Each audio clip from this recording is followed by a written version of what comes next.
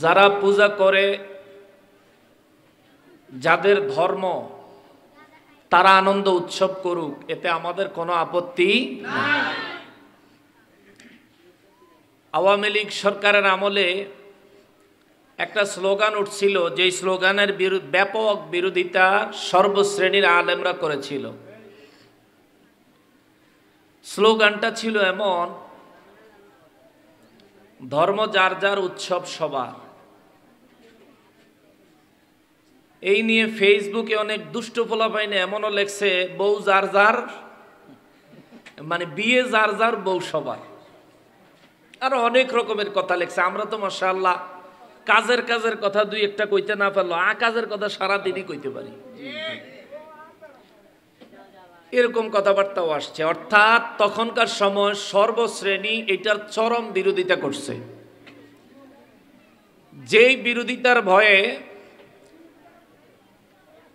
তখনকার সময়ে সরকার দলীয় লোকজন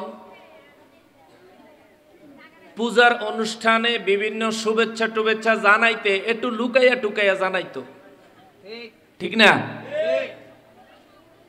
কিন্তু এখন বিরাট এক স্বাধীনতা আইছে। হিন্দুদের পূজায় হুজুররা, হিন্দুদের পূজায় উল্লেখযোগ্য রাজনৈতিক দলের ব্যক্তিরা যারা ইসলামিক লেবাসে, কেউ গীতা পড়তেছে, কেউ মন্দিরে ওদের এই পূজার একটা নাচন আছে, কি জানি নাম, এই নাচনের লগে নাচতাছে।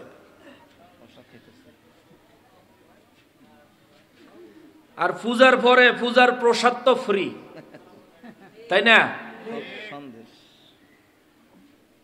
পূজার প্রসাদ আপনারা খান, মিলাদের তবরুক, আপনাকে মজা লাগে না? যেটা মজা লাগে সেইটাই খান, আমরা কোনো অসুবিধা।